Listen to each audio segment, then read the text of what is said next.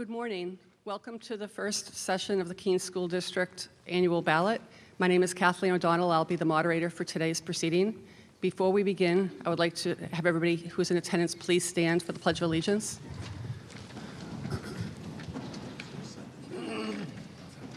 I pledge allegiance to the flag of the United States of America and to the republic for which it stands, one nation, under God, indivisible, with liberty and justice for all.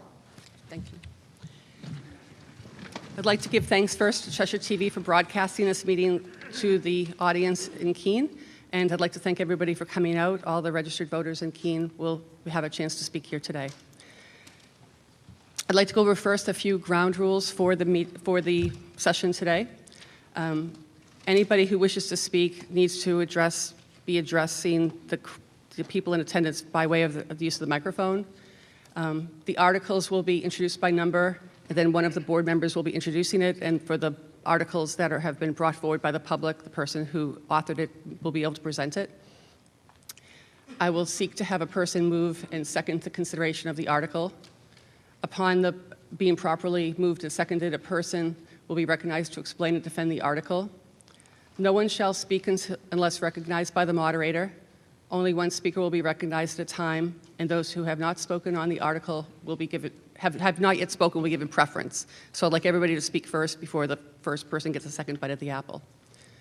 The audience shall maintain decorum so that the speaker may be heard by all.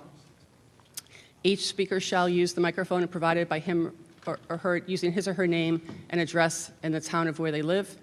Persons who have a physical limitation will be able to use a microphone and will be brought to them.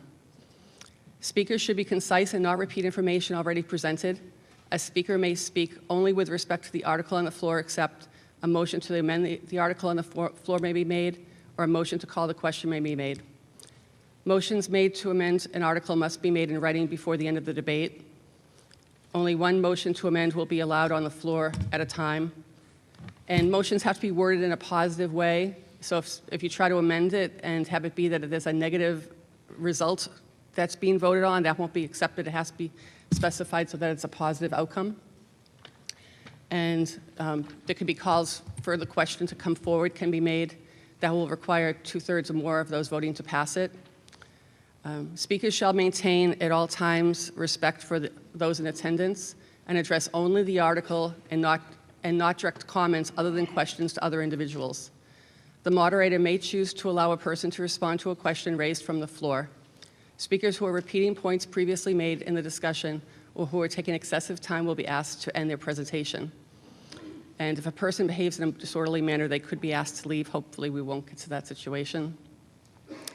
And I think that's what all I hope that this is a productive session. This is very important. It's pretty much I think it's the most democratic the process can be in New Hampshire in terms of your vote actually counting for something, and then it will go forward to the actual ballot in March. So before us are the board members, and I'd like to start by addressing Article 1, which is the operating budget, and Don Matuski is going to be speaking to that. Good morning, everyone, and thank you for coming today. Article 1, our main budget article. Shall the district raise and appropriate as an operating budget, not including appropriations by special warrant articles and other appropriations voted separately, the amount set forth on the budget posted with the warrant or as amended by vote of the first session for the purposes set forth therein, totaling $66,661.91.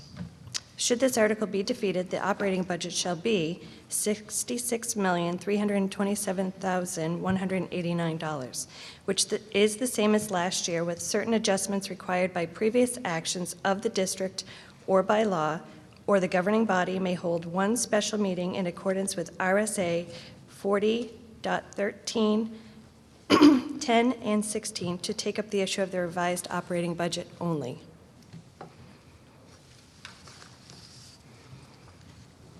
That leaves us with a net increase of 0.62%, which equals $410,796.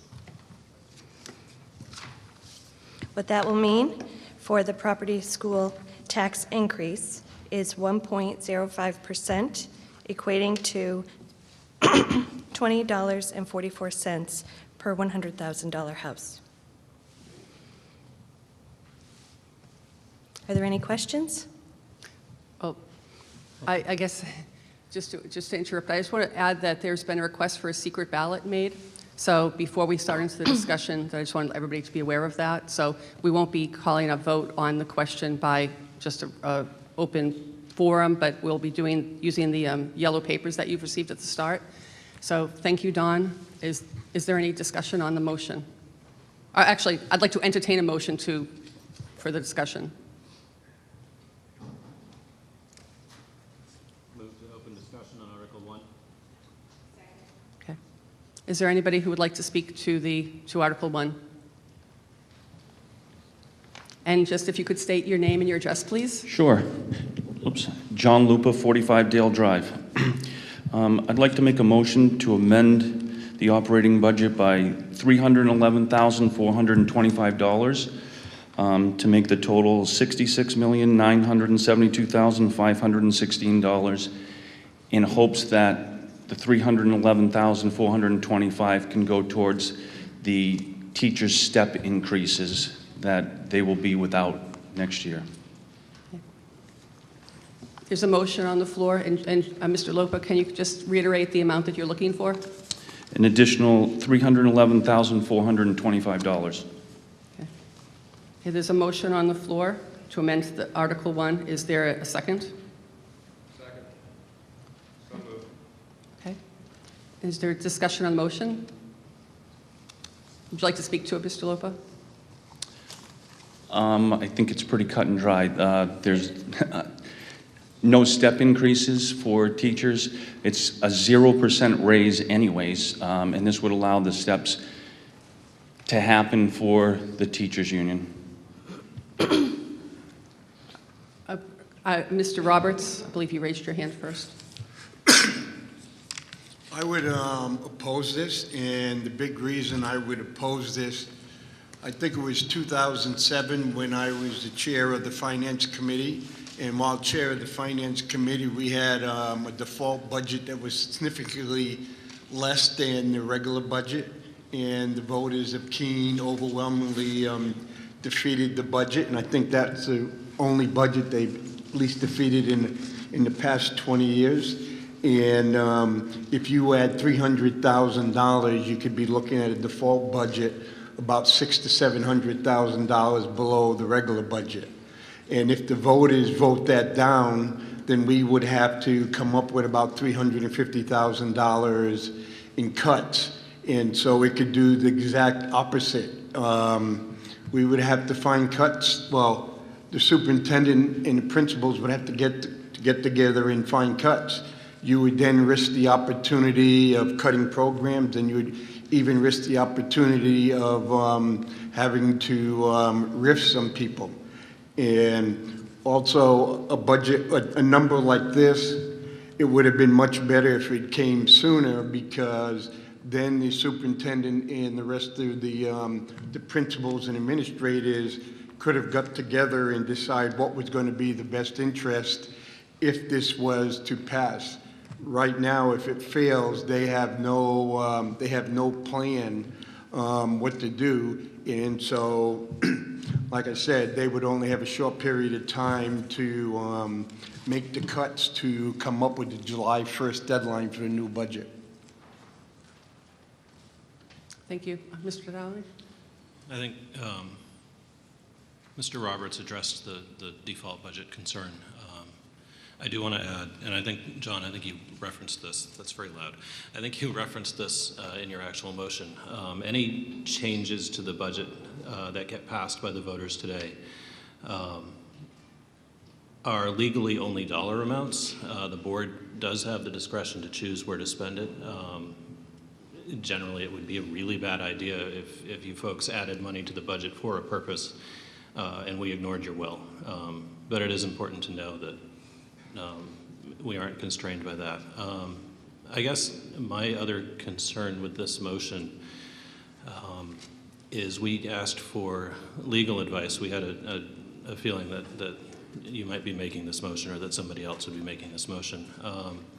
It is John Wrigley, our attorney's opinion, that if this is added to the budget and then we do sit down and sign the agreement as intended, we will still have to go and petition the court for an emergency special session, that we can't expend money on a collective bargaining agreement without running that past the voters in a hearing, which is, neither.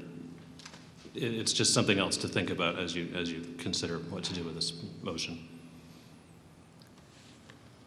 Is there anybody else who would like to speak to the motion, for or against? Before the vote, I guess, Attorney Wrigley, do you want to just, since you were just mentioned, do you want to contribute more or speak to what Mr. Dowling just spoke? Sure. George said it well. I think to pay the step increases, it has to be collectively bargained. In turn, the cost items from a collective bargaining agreement need to be presented to the voters. I don't think the motion presents a collective bargaining agreement to the voters. There is no agreement. And the law is full of technicalities like that, but I think this is one of them.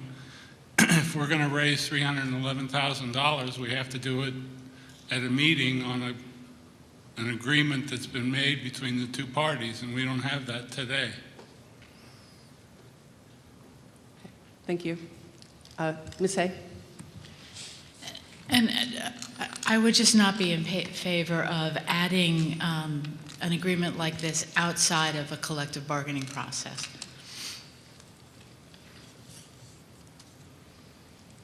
Is there anyone else who would like to speak to the motion on the floor?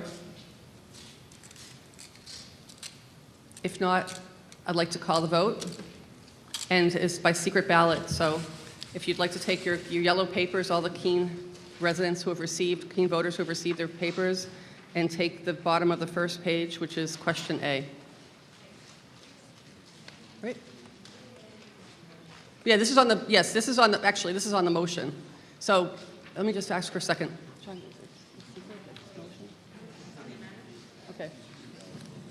Right, so it's question A, but it's actually the vote on the motion.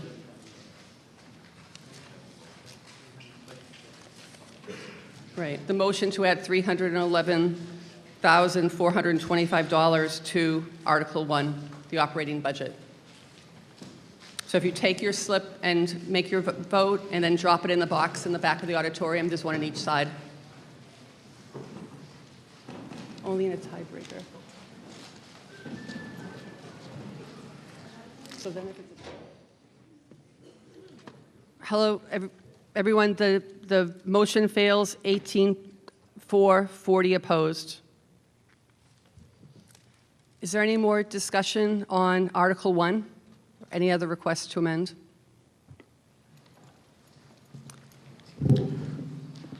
Conan Soliday, 132 Kennedy Drive.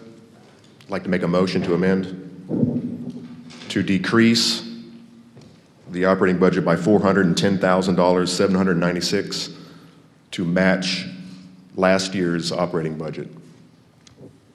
And I'd like to discuss. Okay. Second? I was going to ask for a second. Is there a second? Okay. Would you like to discuss any more, Mr. Saladay? If the proposed operating budget goes through, that will bring the average operating cost per student to $19,710. That's an insane amount of money per kid. It shouldn't cost that much to educate our youth for what is basically daycare.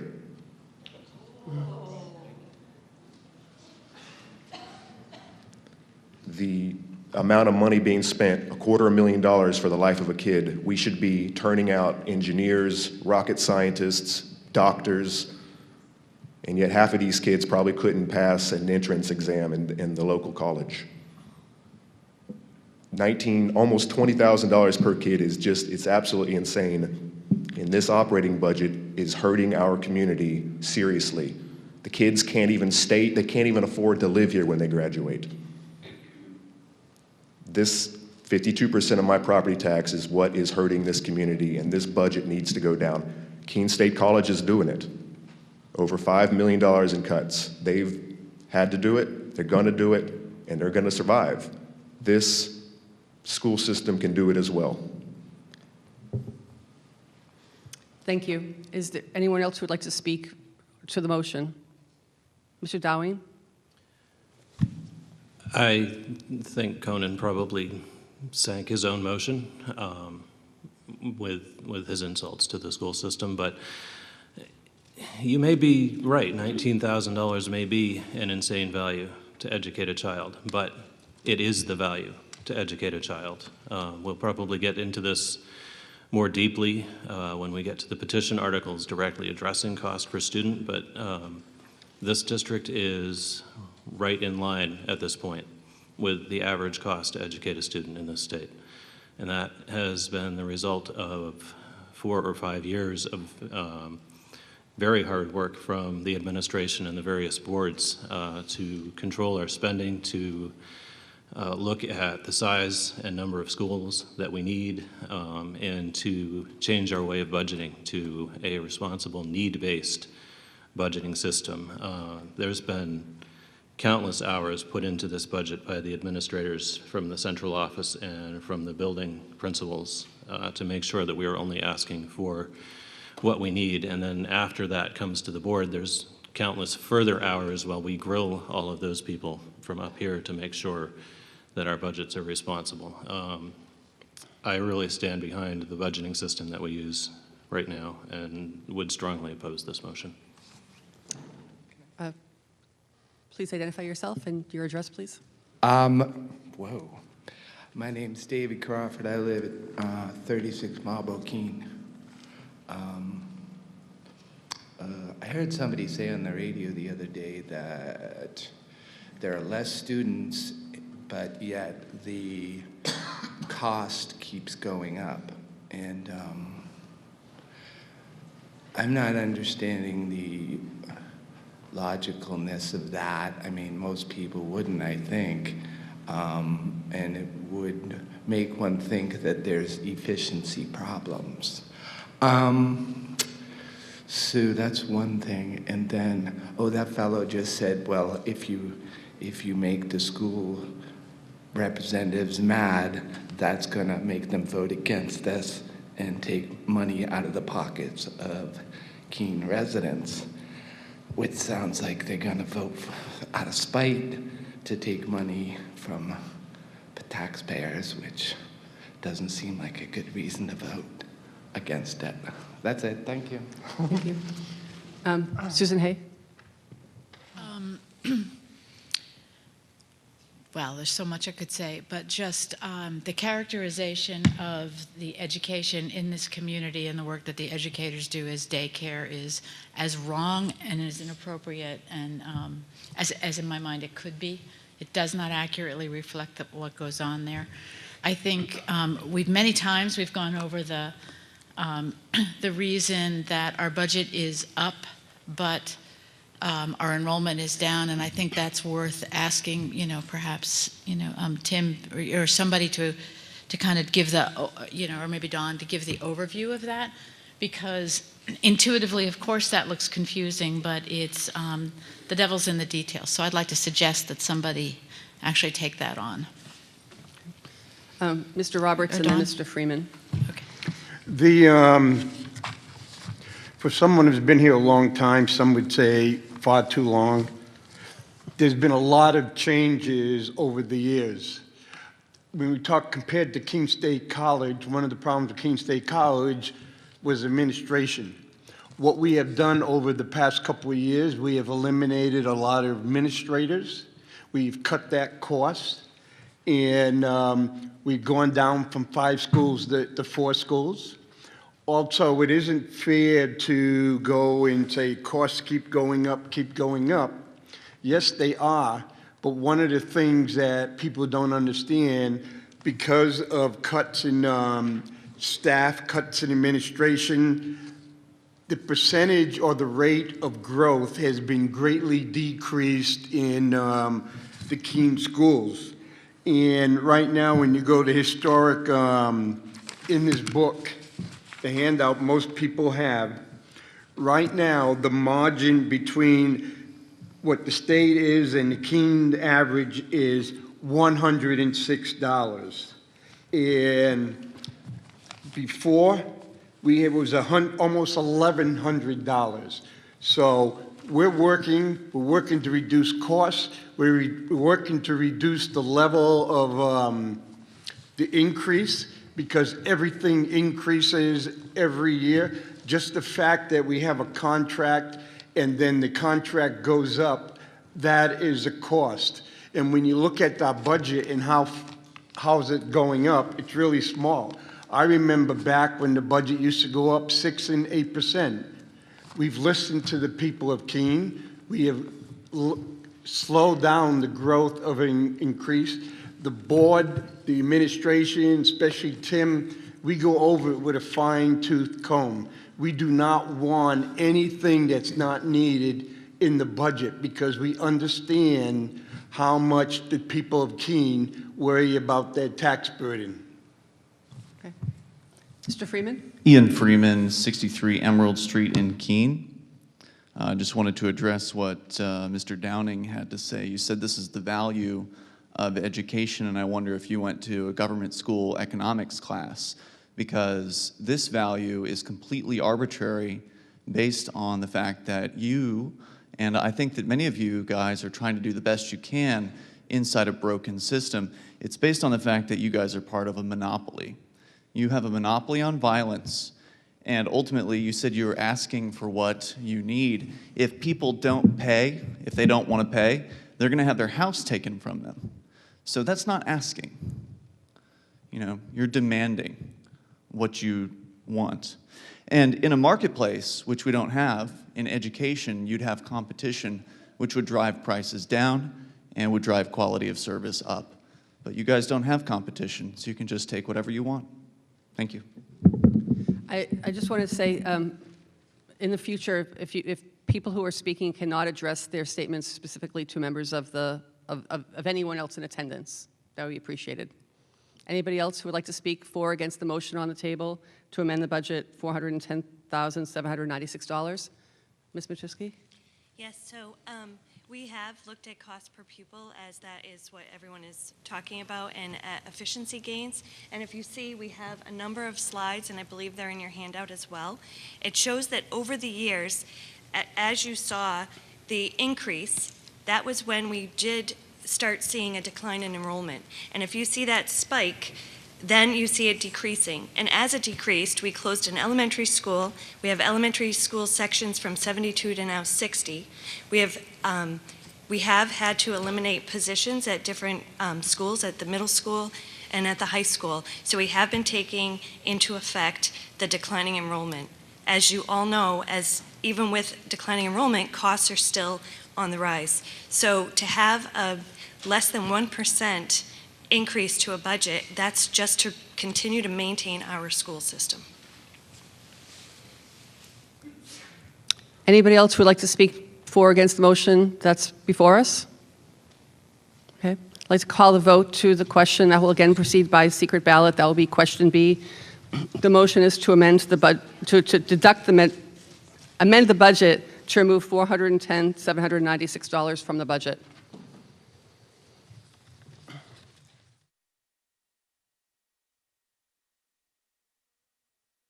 Motion fails. Yes, we're 14. Opposed, we're 54. And there was one person that had used the wrong part of the slip. So when you do vote the next time, make sure that you use the correct, which will be question C will be the next one. So motion fails. Is there anybody else who wants to speak to the first article?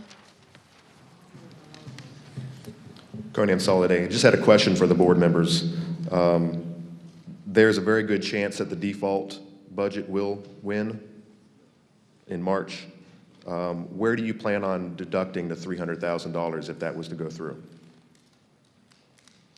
Mr. Downing? We've had preliminary talks with our business director, Tim Rohr, and a couple of the other administrators. realistically, we will end up asking them to make recommendations. And they haven't had time to do that yet. They've been working just to get all of this in front of you in time for this meeting. But really preliminarily, he's hoping that they can find maybe some facilities and maintenance projects that can be put off for another year, realizing that that's how we ended up with the problem with the middle school a decade ago, and the situation that we're in with the elementary schools now, where we desperately need to do work immediately to get them up to code. He's hopefully can find some there. Ultimately, when over 70% of our budget goes to staff, if we lose $335,000 roughly off the budget, it will probably mean a staff cut or two to get us there. Is there anybody else who wants to speak to Article 1? If not, discussion on Article 1 is, 1 second. We'll close discussion on Article 1, and Article 1 will move forward to the March ballot as is. Article 2 now is regarding the CAPS contract, and Julia Atkins will be presenting it to the public.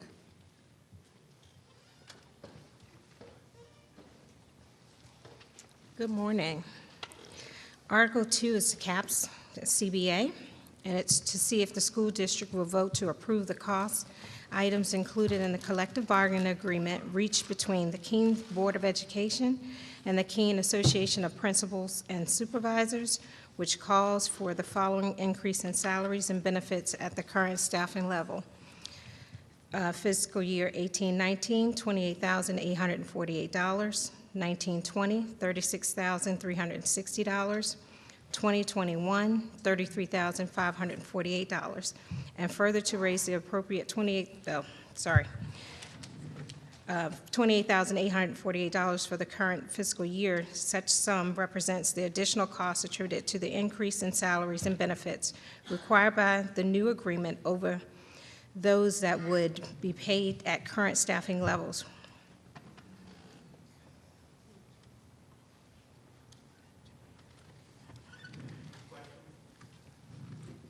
Thank you. Attorney Parent? I don't think you need to call me attorney here. Ted Parent, 242 Beaver Street. Are these numbers for the entire group or per person? Entire group. Thank you. It's a combination of 23 personnel. I was going to say, I'll entertain a motion regarding Article 2. Consider Article 2 as worded. Okay. Any discussion regarding Article 2?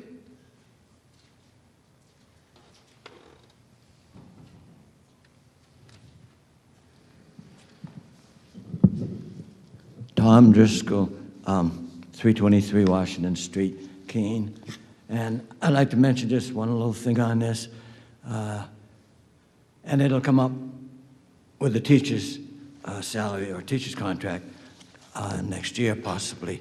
And there's percentage increase. And I've been thinking about percentage increase, and it doesn't seem right to me. Because if a person is earning $100,000 and they get a 2% raise, that's $2,000. And if a person is making $10,000 and they get the same 2% raise, they only get $200. And you can see that the higher echelon is moving away from the middle echelon and the lower echelons year after year after year.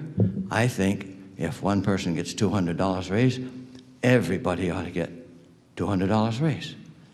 And there's one other thing I'd like to mention, and that's the fact that you put at the end of the article, the school board recommends a yes vote, and that's campaigning, and you're not supposed to campaign on the ballot.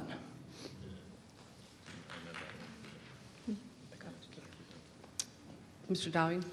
That's actually, I've said the same thing when I was sitting out in the seats that you're in now. It's actually state law that the school board is required to put a recommended vote on specific articles that raise money. Anybody else like to speak to Article 2, for or against? There being no discussion, we'll move Article 2 onto the ballot. Oh, Mr. What? Okay, I thought you were interrupting.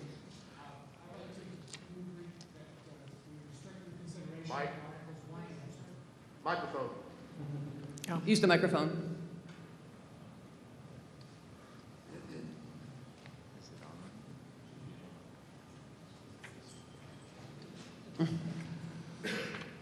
I move that we restrict reconsideration of Articles 1 and 2. Second?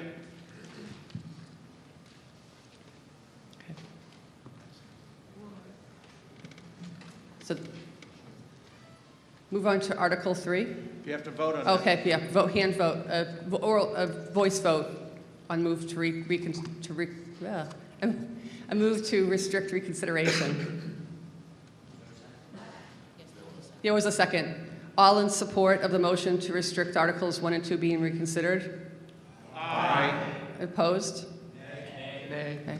Believe that passes, so those will be prevented from being reconsidered. On to Article 3. If Article 2 is defeated, then approval for special meeting. Shall the district, if Article 2 is defeated, authorize the Board of Education to call one special meeting at its option to address Article 2 cost items only? Any discussion on Article 3? Okay. No, there being no discussion or no questions, then we'll move, I'll accept Article 3 and put that onto the ballot in March. Move on to Article 4, to establish a Grade 6 AREA. Mr. Murdo will be presenting that. Good morning. Article 4 is to establish a Grade 6 authorized regional enrollment area. The article reads, shall the district accept the provisions of RSA 195A as amended for the establishment of an area school located in Keene to serve the 6th grade from the school districts of Keene, Stoddard, Sullivan, and Surrey in accordance with the provisions of the plan on file with the district clerk. Okay. Any discussion on Article 4? Oh, Mr. Murdo? If I could just mention two things. First of all, there are copies of the actual agreement at the back table if you did not get one. And also, I'd like to just note that this article, it will be on the ballot in all 4 districts if approved by their deliberative sessions. Okay. Coney and Soliday, all of the ARAs that passed last year, have they gone to the towns and have they been decided upon, or was that just now this month that they've been at their town hall meetings? Last year, we expanded the grade 7 and 8 AREA that already existed. So yes, those were approved by all of the towns. The 6th grade AREA did not exist. So last year, in accordance with the law, all of the towns appointed members to a study committee to develop the agreement that we're actually voting on this year. So last year, all of the AREAs, 7th grade, that went through and were passed here in Keene, they were accepted by the towns, every one of them? Yes. Thank you. Any other questions regarding Article 4? There being no discussion, then Article 4 will go on to the ballot in March, and discussion will be closed. Article 5, Mr. Murdo. Okay, Article 5 is the unreserved fund balance transferred to the maintenance fund. The article reads, shall the district raise and appropriate the sum of up to $50,000 to be added to the school buildings maintenance fund for the purpose of repairing and maintaining the school buildings within the district as established by the voters at the 2010 annual meeting. This sum will come from the June 30th, 2018 unassigned funds available for transfer on July 1st, 2018. It will not be raised by taxation in the 2018-2019 year. Move.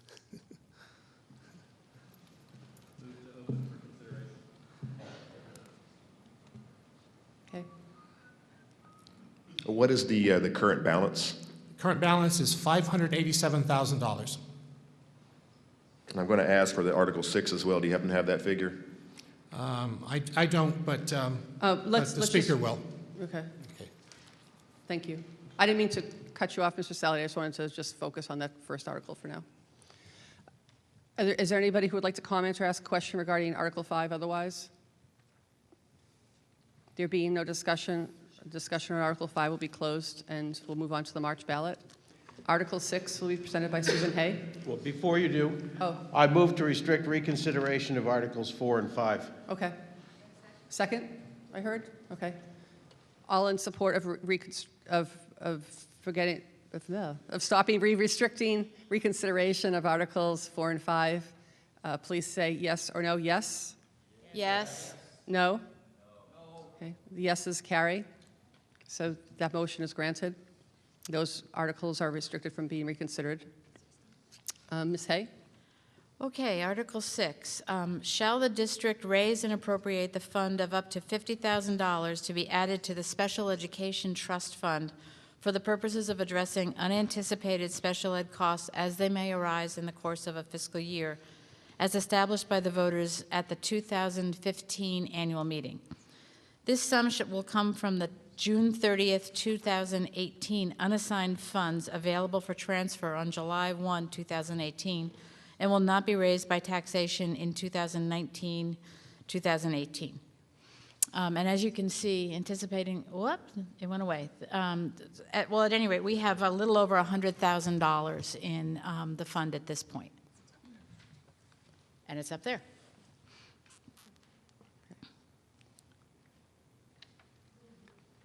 Okay. Are you finished? Yeah. Okay. Yeah. Is there a motion for Article 6? Move to approve Article 6. Okay. Any discussion on Article 6 or any questions?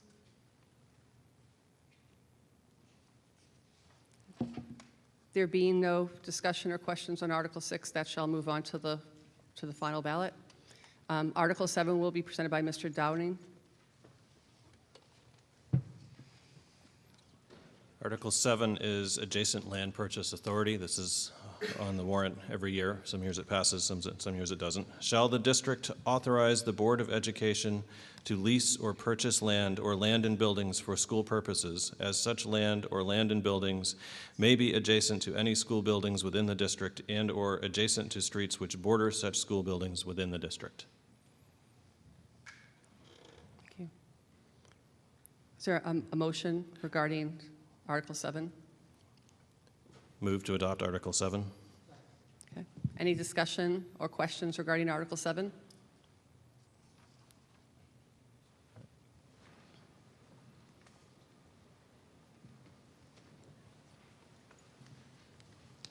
Oh, okay. You're not speaking to the article, just okay.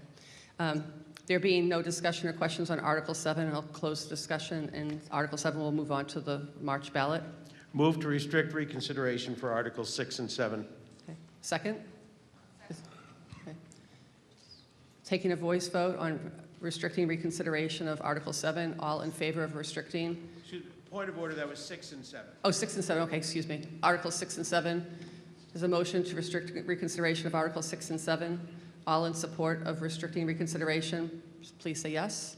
Yes. All against, please say no. No. Okay. The yeses carries. That motion is granted.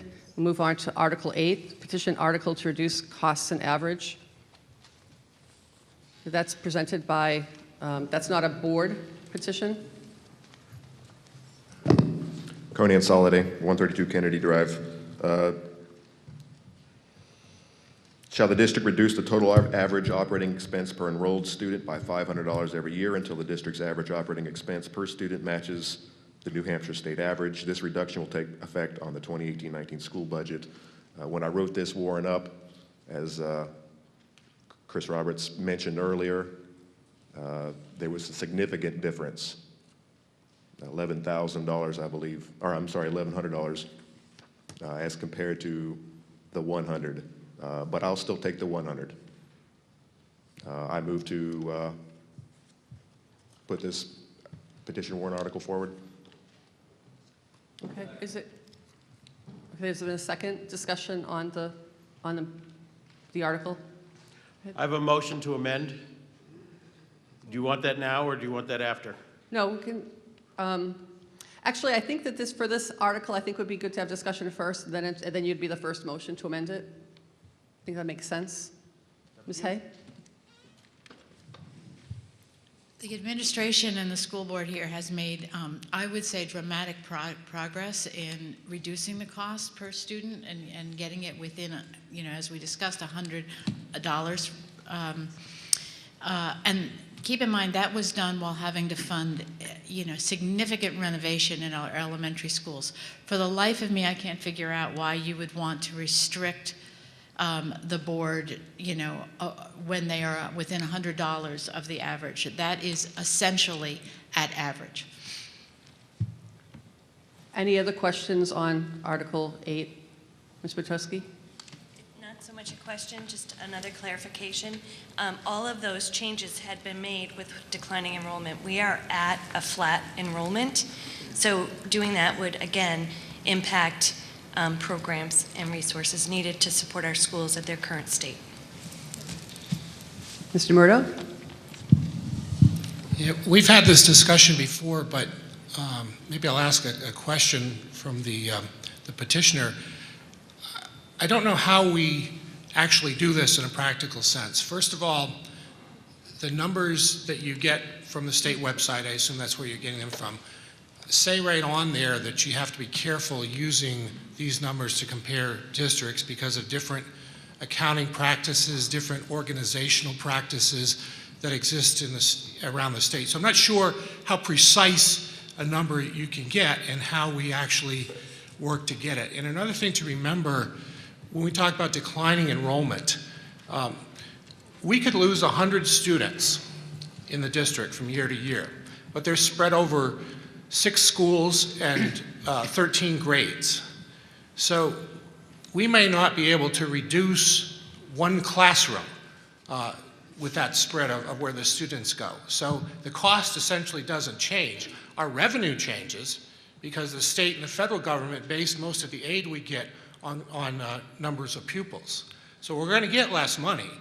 We're going to have the same number of classrooms, so that just by itself, the math is going to make our average cost go up. And nothing has really changed in terms of our expenses. So I appreciate the motivation behind your proposal, and we've tried, as has been mentioned, we've tried very hard to get our numbers down, but the precision with which you do that is very questionable.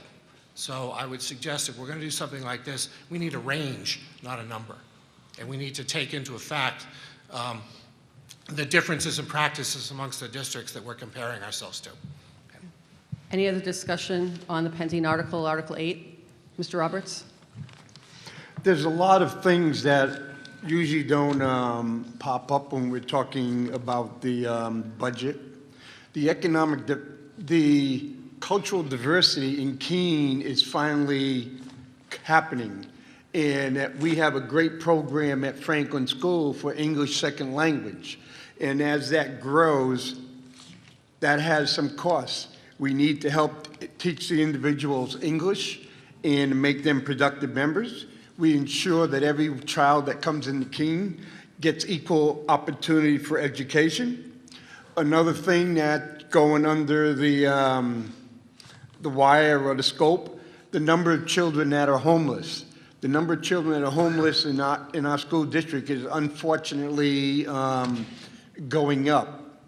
The other thing, and one of the reasons we want to put money into the special ed fund, we have special ed costs. Over the years, we've really reduced the special ed costs. I know in a couple of years, I know 1 year we reduced the special ed cost by $1 million. We have no control over who moves into our community. If someone moves into our community and has out-of-district placement, we have to pay for that, and we do not have control over it. I think it's 3 times the cost before the state kicks in with adequate, and I think the state has been going about 60 to 80% of what they're supposed to go.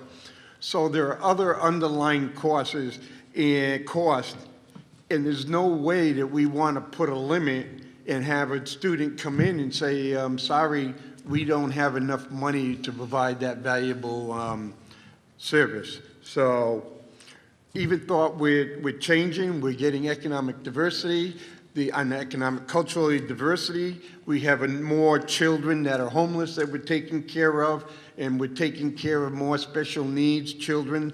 You know, that's one of those, we're a city, we're the hub of the area. We're still reducing the cost.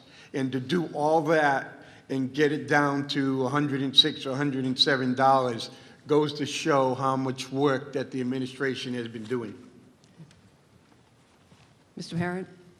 I move to amend Article 8 so that it reads as follows. Shall the district direct the school board to establish a study committee to see if the district should reduce, and then the rest of the language, the total average operating expense per enrolled student by $500 every year until the district's average operating expense per student matches the New Hampshire state average. This reduction will take effect on the 2018-2019 school budget. I'd like to speak briefly to that.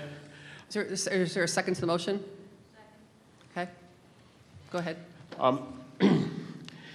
It's very difficult to compare districts. There are some districts where the city does the maintenance of the buildings. There are other districts where for example, Manchester, where the city, rather than the school district, handles the extracurricular activities. It's very difficult to compare district to district, and to pass something like this without looking into those details, I think is entirely irresponsible.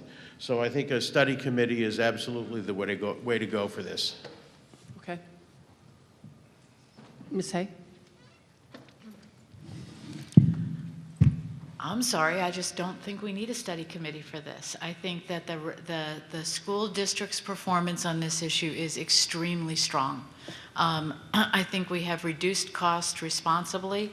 I think we understand that with all the variation, we're very close to the state average, and we're still providing quality education. So this is not an area where I would be looking to use valuable administration and educator time to study. Okay. Mr. Freeman? It's not on. No. Hello. Okay. Ian Freeman, 63 Emerald Street in Keene. I also oppose this motion, and I oppose Ted Parent's continued appearances here where he's constantly Mr. Freeman, gutting Conan's Mr. Freeman, efforts here. Please don't should be ashamed take any of kind of himself. direct attack towards any other people in attendance. Then I would like to say that I oppose anybody coming up and trying to change the intentions of the voters in this case. There were voters, dozens of them, who signed Conan's petitions here, and certain people come here every single year and gut the language of those petitions. So the actual voters of Keene, not the people in this room, but the people out there, they don't get a chance to actually vote on a meaningful reduction. So I oppose this. Mr. Roberts? Just for clarification, the study committee would be for the 19-20 budget, because we're voting on the 18-19 budget right now, and we'd have to go back cut after the fact. So it should be the 19-20 budget if we're going to have a study committee? I think you're right. I'll amend the motion if the second is agreeable. Okay. So we're just amending, you're just taking your motion and amending it to 19-20. Yes. Okay. Mr. Downing? I just wanted to point out the handout. The PowerPoint presentation is available up at the tables where you came in, and the administration's been getting these slides up on the screen, but if you want to look at them in more detail, it's pages 33 through 35 or 36. This is a pretty detailed analysis of the changes in cost per pupil enrollment over the recent years. Conan Solity. I oppose this motion. If you look at the results, and I study these results from the March compared to the deliberative sessions for the last 5 years on these warrants, this room does not represent the sentiment of Keene. It might be close, it might be in the ballpark, but the results in March are going to be completely different, except by the time it gets to them, the people of Keene, these petition warrant articles have been gutted in such a way that they're meaningless, they're nullified, they don't have any bearing whatsoever. My request to you is to vote against this motion leave it in its current form. Mr. Murder, you asked, it's hard to find the numbers. We have the 15, 16 numbers of $100. We have a number. Let the voters of Keene decide whether this should go forward or not, and not just this very, very, very small percentage that are here in this room right now. This is not representative of Keene. Yes? I would like to You have to say, state your name and address again. it's David Crawford. I live on Marlborough Street.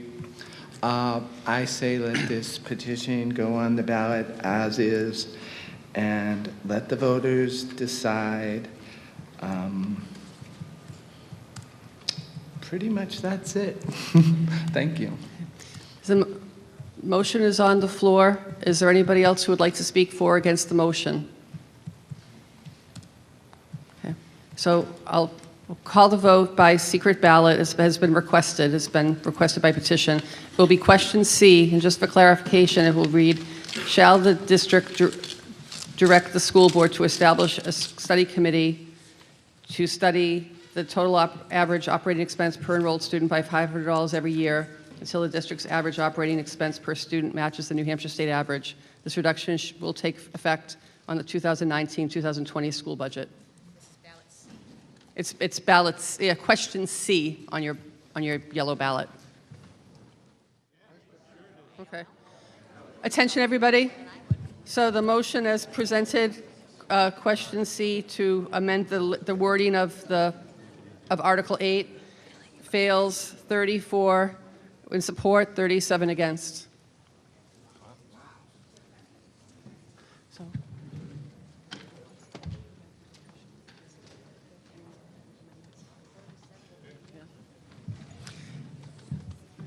Is there any more discussion or amendments to Article 8 to be considered? Okay. So it should read, shall the district reduce the total average operating expense per enrolled student by $500 every year until the district's average operating expense per student does not exceed 110% of the New Hampshire state average? This reduction will take effect on the 2018-2019 school budget. Okay. Is there a second? Second. Okay. Any discussion? Okay. Bryant Robertson, 110 Bradford Road, Keene. I got a question. If the amended or unamended version of this article passes, how does it get put into effect? If Article 1 passes, or even if it doesn't, we have a default budget. And so basically the public has already voted on what the budget is. And this, if it passes, then says, wait a minute, based on some number that we don't know at the time that the article is voted on, the board has to go back and undo the budget to make sure they comply with the number once it's determined at the end of the 2018-19.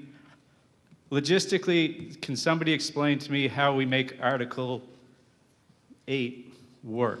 Okay. It seems to me that it's not a valid request, article, whatever. Are you talking about Article 8 as amended? As amended or Right. as not Okay. amended? Because I just- mean, you're asking the board to go back and undo something the public's already approved. I'm just asking because there's a motion on the floor right now, so we're only speaking to the motion. Well, the motion. Okay. I mean, it's basically it's the same thing. Well, I just This wanna- asks the board to go back and undo something that the voters have already voted on, using a number that we don't know exists yet. Okay. John, do you want to speak to that? Attorney Wrigley?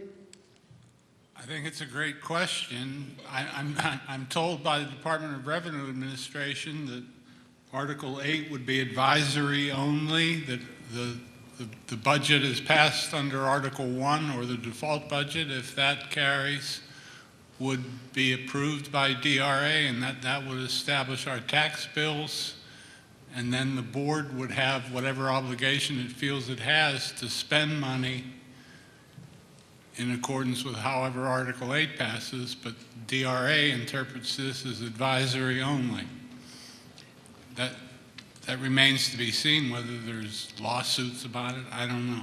But it's a great and serious question, and I think the way to handle Article 8 is with Article 1, and we've had discussion about the will of the voters. To me, Article 1 is more defined, more serious than this thing where Manchester has its janitorial services provided by the city, and you can't measure all this stuff.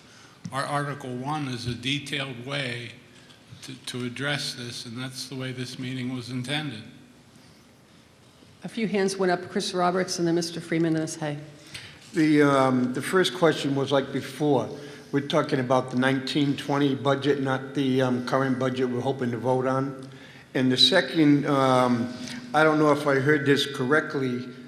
Did you say 10%, or did you say 110% different? 110% over the amount. Okay, so that's a big. No. Is it 10%? Yeah. Well, 10% over would be 110%. Okay. Because the way I heard it, it would say he said 110%. So you're asking about 10%, right? Yeah. Okay. So you just to speak briefly to this, I think this is an entirely ill-conceived. Mr. Parent, there's other people first. Okay. Mr. Freeman? Ian Freeman, 63 Emerald Street. To answer the last gentleman's question about Article 1 versus this one. Article 1 is one of the required articles that you guys have to put on the ballot every year, and it always is either an increase or a larger increase. Article 8 is a way for the voters, if certain people wouldn't get in the way, to actually be able to register a desire to have the budget go down. Without Article 8 and articles like it, the voters are never given that opportunity by this board. Thank you. Ms. Hay, do you still want to speak? Just saying that I also concur that that Article 1 is the defining place for these decisions to be made, and that this would end up being advisory. Okay. Go ahead. Tom Driscoll, 323 Washington Street, and I believe the district has rules against bullying, and in my mind, these types of articles that are brought up to completely negate a petitioned motion is bullying. Mr. Murdo? Yeah, again, this is something we seem to do every year. Today is the day to change the budget. So if the voters want to change the budget, they need to come to this meeting today and change it and have enough people that agree with them. Now, we had a proposal to increase the budget. We had a proposal to decrease the budget that we voted on today. That's how you change the budget. You don't change it by adding these other requirements that are, as we've discussed, are very questionable how you can even do them. So again, if people want a higher or lower budget, they need to get people who agree with them to come to this meeting and vote for it. Ms. Matusky? In addition to that, we have a public hearing every year where we consider and take under advisement comments and suggestions from the community. We had two people come to the community. Can I just say, I just want to speak, we have the motion on the table, so I just want to speak to the motion, if we could. Okay. Is there anybody else who wants to speak to the motion?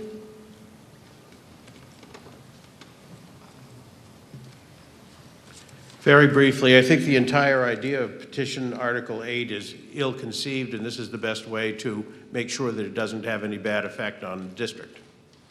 Okay. There being no further discussion, I'd like to have a vote to amend the language of Article 8.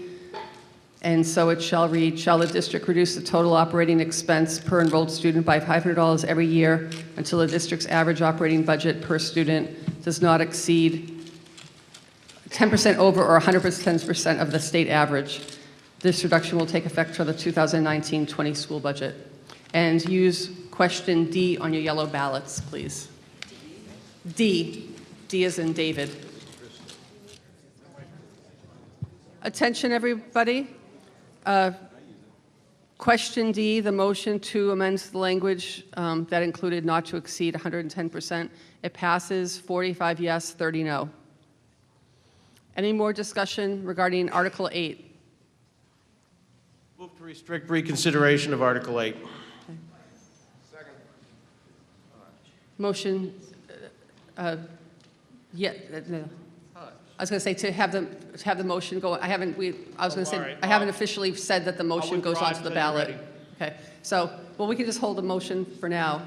I was going to say that that we accept Article 8 so amended, and that moves on to the ballot in March. And now there's been a motion to restrict reconsideration of Article 8. All in favor of restricting reconsideration, say yes. Yes. All opposed, no? No. Okay. The yes has passed it, so there will be restriction of reconsideration. Move on to Article 9, article to establish a tax cap. Mr. Saladay?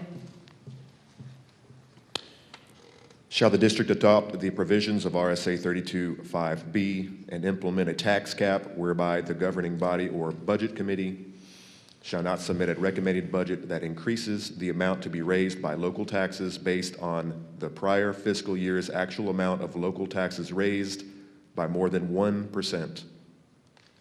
And I'd like to move the warrant forward. Okay. Any discussion?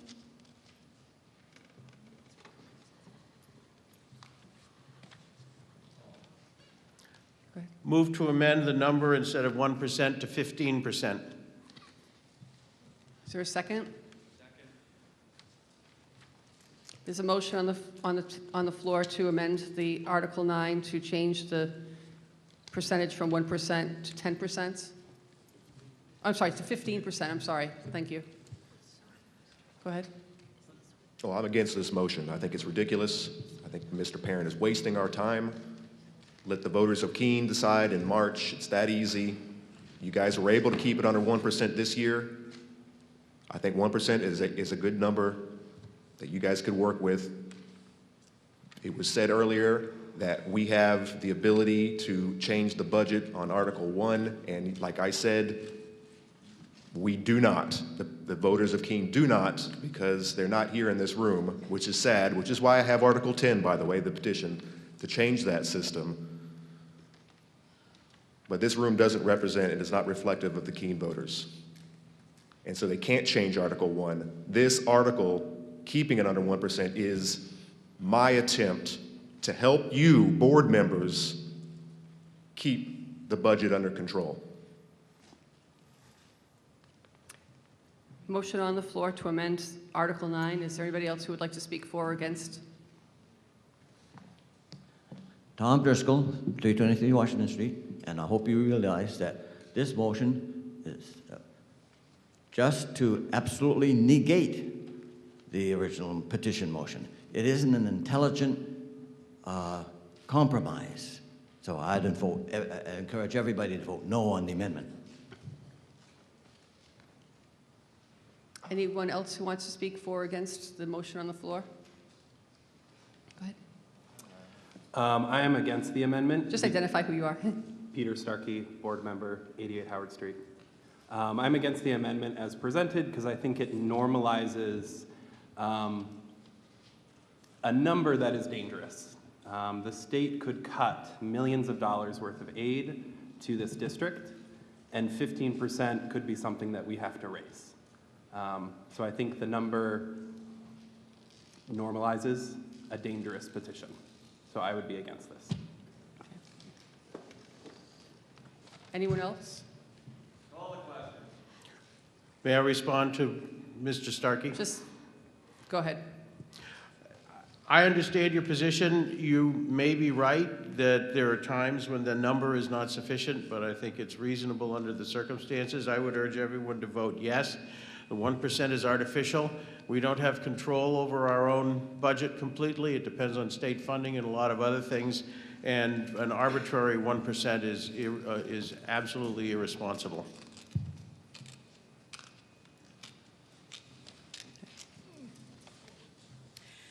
Misty Martinez Bohannon, 74 Dale Drive. I was wondering if this is an advisory warrant or if this isn't. Attorney Wrigley, whether this is an advisory warrant or not. No, this isn't advisory. This is real. Okay, thank you. Okay. Mr. Freeman? Ian Freeman, 63 Emerald Street. Speaking of 1%, there's probably far less than 1% of the voters in this room here, and there are certain people in this audience who are part of the 1%, like attorneys who make a bunch of money every year, and they've got nothing better to do than sit here and screw up the vote of the people. Mr. Freeman, this is, one more time, that's the last warning for you to engage in a personal attack on somebody here. There's a reference in the audience to a motion to call the question that has to properly be done at the microphone, and there has to be a vote taken to call the question. Is there any more debate? Call the question. Okay. I think that if there's no other discussion warranted, I was about to do that regardless.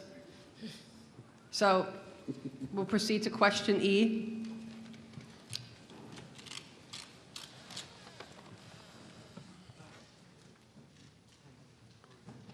Voting on question E, which would be to amend Article 9 as written with a substitution of 15% as opposed to 1%, and use question E on the ballot. The percentage changing to 15% from 1%.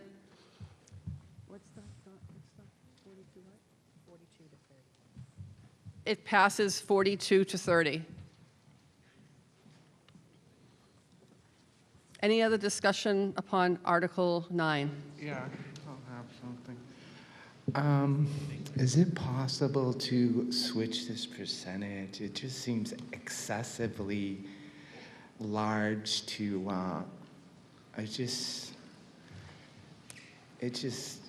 I mean, what's the point of the article if it's not going to be something relative to the beginning article? It just seems anti-democracy to me. I didn't propose anything. Is there any more discussion on Article 9? There being none, Article 9 goes on to the March ballot as amended. Move to restrict reconsideration of Article 9. Take a voice vote regarding the motion to restrict reconsideration of Article 9. All in favor? Yes. All opposed? No. By yes, it passes. Go on to Article 10. Mr. Saladay? Shall we rescind the provisions of RSA 4013, known as SB2, as adopted by the Keene School District in 1996, so that the official ballot will no longer be used for voting on all questions, but only for the election of officers and certain other questions for which the official ballot is required by state law? I'd like to move this warrant forward, and then I'd like to discuss. Second. Okay. I've been complaining all morning about how no one is here. This is an attempt to get those people who do show up in March to actually come here to this event. This is the most important event. I heard on the radio this morning that it does seem to be more democratic and you get more people voting in March, and it is true. Except by then, the ballot has already been stacked in the favor of the people in this room. This is an attempt to get more representation from the more representative body of Keene into this room on this Saturday to actually discuss these very, very important warrants. And as I understand it, this warrant cannot be amended. That's correct. Which is good, because I'd like to go home. And that's all I have for this. Okay. Superintendent Millay? Yeah, come up.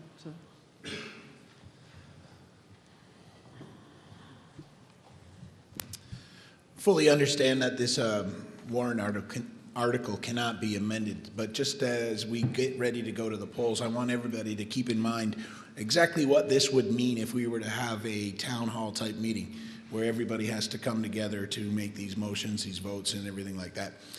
The capacity of this room that we're in right now is about 880 people. If we put chairs up in the gymnasium and we use all the bleachers as we did for graduation, you're talking maybe 2,200 people. Beyond that, we don't have a bigger space in the Keene School District, and I'm not really sure that there is a space that exists big enough to perhaps get the type of numbers that we're looking for. So I just want the people to keep that in mind, that while this motion cannot be, while this warrant may not be amended, that it could become a logistical nightmare or difficulty as people weigh in on this one. That was all I wanted to add to this discussion. Mr. Dowling? You wanted board members' names and addresses too, yeah? Yeah, please. George Downing, 24 Hamden Drive. I firmly believe, and have believed for most of my adult life, that democracy works better the more people that show up and participate. I am always, have been since I was sitting out there amongst you, always been disappointed that we only get 70 to 80 people at this meeting. Likewise, I'm disappointed at the turnouts for virtually every election held in this state, in this city, in this country. We don't participate, we just don't. I fail to see how changing this city to a town hall version brings more people out. I know that Conan and Ian and his supporters do their best to bring their friends, the people that feel this, they may not be friends, the people who feel the same that they do to these meetings. I know that the board members constantly ask people to come. I know the administration advertises in every venue that we have available to us. And we get 70 or 80 people every year. We get 700 or 800 people voting on the warrant every year in March. We get about 5% participation voting on the city warrant in November. But I don't see changing to a town hall bringing more than maybe double what we get here. 150, maybe 200 people versus we usually get about 700 voting in March. To my way of thinking, we've probably got the best format that we have. You get this meeting where anyone who votes in Keene can come and make motions. If they bring enough people who are sympathetic to their beliefs, they can actually change the budget right here, which is similar to how a town hall style meeting would work. And then we still go to the polls, and as has been noted this year, the default budget is lower. You can vote for a lower budget than the board is recommending. I just don't see switching to a town hall meeting format to be a viable way to get more participation in this process. Mr. Parent? I disagree. I think that we should go back to the traditional town hall meeting. I thought SB 2 was stupid when it passed in the first place. I think most of the time the default budget has been higher than the budget that the school board has recommended. I think we should go back to the old system. Now, I really think what we should have is an autonomous board, just like we have an autonomous city council, but that hasn't been presented. That would have to be done by the legislature in referendum. But I think we should go back to a district meeting just like we always had for hundreds of years in the old days. And those people that are interested in the schools are going to show up. And if they don't show up, then they can't complain about what happens. Mr. Roberts, and then Ms. Hay, and then Mr. Murdo. Chris Roberts, 58 Grove Street. I disagree with this motion, and the reason I disagree with this motion is about 10 years ago, we had a group that decided that they wanted something different.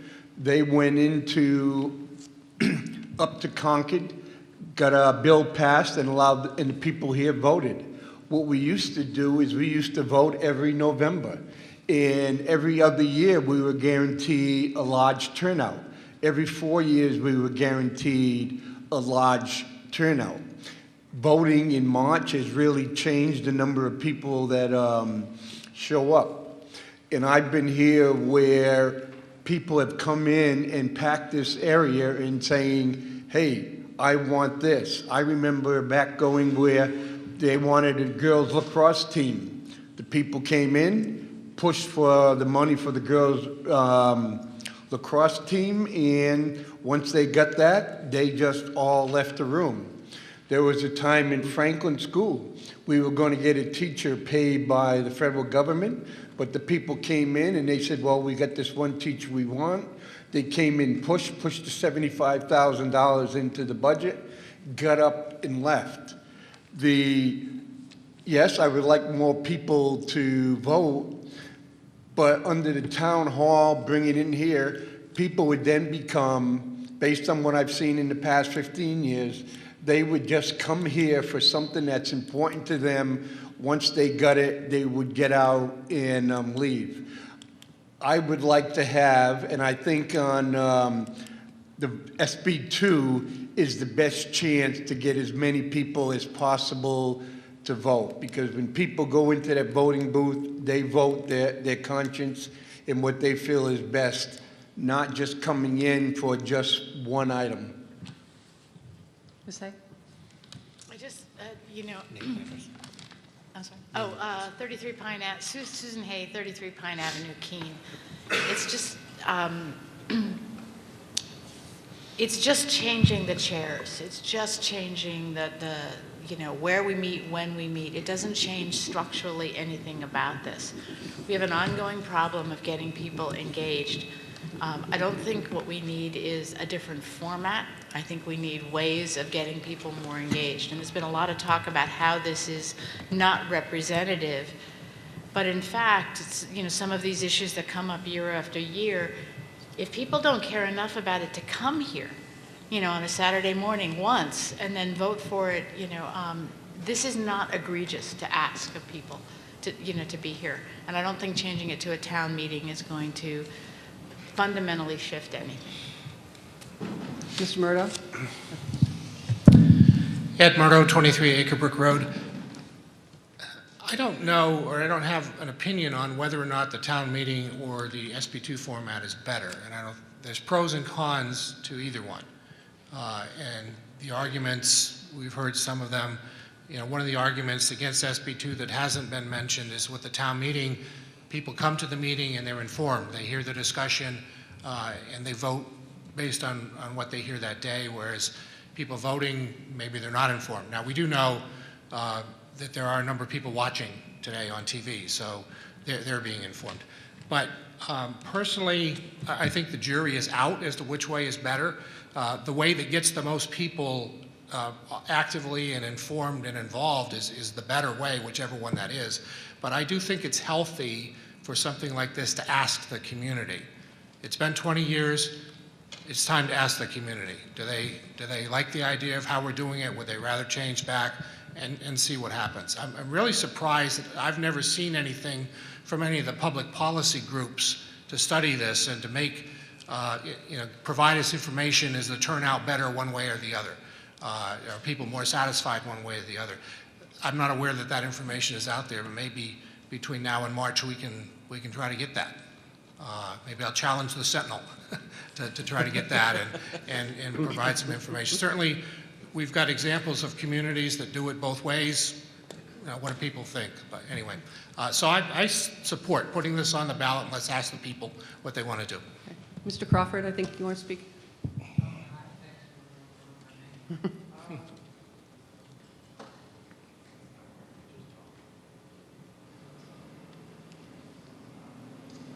Try again. You can come up here if you want to. There you go.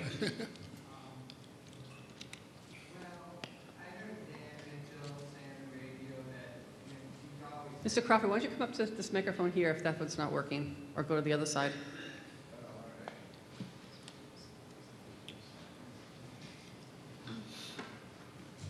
Yeah, it seems like that one doesn't work at all, and this one's super powerful. Yeah, I was saying I heard Dan Mitchell. I always hear him on the radio, and he always laments that no one comes to these, and it's so much money involved, and no one comes. And and then there's another thing where it's only teachers. That's another complaint. It's all school people that are voting on this, and so more flavor into the mix. That's the way I look at it. More voices, more and varied voices. I think that's nothing but it's democracy. It's messy. I heard that it went longer back then. I guess that's messy. That's democracy is messy. So, one other quick thing. How does this? I'm not sure how this works. I mean, we don't use the yellow paper for this and vote on it. There's no amendments, right? No, right, it's not able to be amended, so there won't be a paper ballot vote on this. So we're just, is there any? This is, the point of this is just to have discussion on it because it's an important issue. Okay, all right, thank you. Thank you. Mr. Weed. Chuck Weed, 28 Damon Court. And I'm kind of surprised that we didn't get the data. I'm sure you have it. But I've been here about 45 years, and it seems to me that when we used to have town hall meetings, we used to have 400, maybe 300 people. And that was 4 or 5 times more people informed about what happened than is happening now. So I certainly agree with the idea that we should certainly consider it. I hope we change it and we get back. And I think that maybe there's a compromise in there. So we have the final chance to vote, but at least we're more informed in voting. But can't you come forth with data about how many people came to the meetings up to 1995? We'll look for it. Go ahead. Hi, I'm John DiBernardo, lifelong resident of Cobb Street in Keene, and we talk about democracy, we talk about participation, we talk about input. I would urge everybody here to vote yes on this and let the voters of the city of Keene decide whether they want to revert to what we used to do with 300 or 400 people or keep it like this with 70 or 80 people. I would just like to have the ability for the people of Keene to say, yes, we want to change, or no, we don't, and it takes 3/5 to carry it anyway, so it would have to be overwhelming in order to change it. But I urge you, let everyone in Keene decide when they go to the polls. Thank you.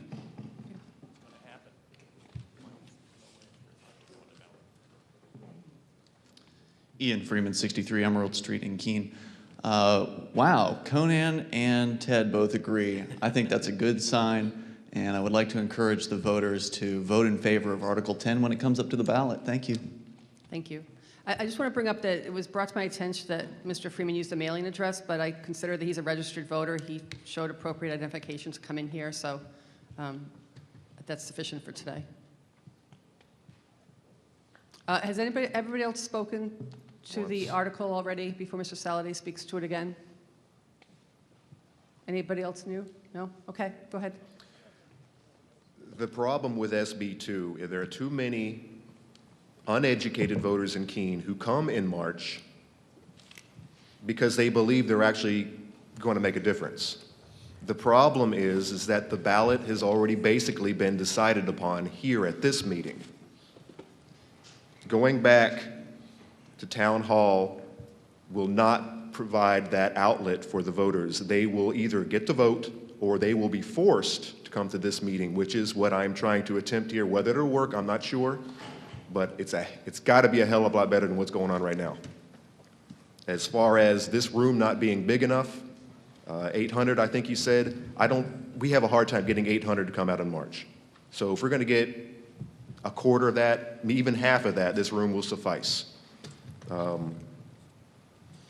I had another question for the board members. Were any of you here in 95 during an actual town hall meeting? Voting? All right, so were you board members or just voters? Just voters. So at least 2 of you were actually here and got to see what it was like. Could you to speak on that, maybe? Tell us how it was, how many people were here, how Mr. long it took? Mr. Saleh, just respectfully, I think that goes kind of, if you want to do that individually, but I'd like to just kind of keep the focus of the question in general to the article. I understand what I think Well, the information it is has good. everything to do with the article. I mean, we're going to be voting on it, and it might be nice to know what we're actually getting into. If you want to, go ahead, Mr. Dowling. I was actually going to say, I think the moderator is correct that there's no vote today on this. We are actually required by law to hold a public hearing on Articles 9 and 10, and that public hearing has to be between 15 and 30 days before the ballot vote. And today, unfortunately, is 31 days before the ballot vote and does not count. So there is a scheduled public hearing on this coming Tuesday, February 13th at 7 o'clock to discuss both Articles 9, which is the tax cap, and Article 10, which is the SB2 versus SB1, the town hall question. No changes can be made to those at that time, but I think that would be the appropriate time. We'll see if we can find the data that Conan mentioned, and that would be the appropriate time to be discussing the merits of town hall versus this format. I would just add that I think that it would help in terms of what Mr. Saleh's question was, if the board could have some information along the lines of what the attendance was at the last times that those meetings were held. I think that would be important information for the public. Is there any other discussion? If there's no other discussion, I would entertain a motion to adjourn. I would like to speak very briefly first. I would like to thank the school board for all their hard work. I know they spend hours and hours and hours. I'd like to thank the moderator for his service in running a very quick and efficient meeting. And with that, I move to adjourn. Okay. All in support of the motion to adjourn? Yes. Okay. No opposed? The meeting is adjourned.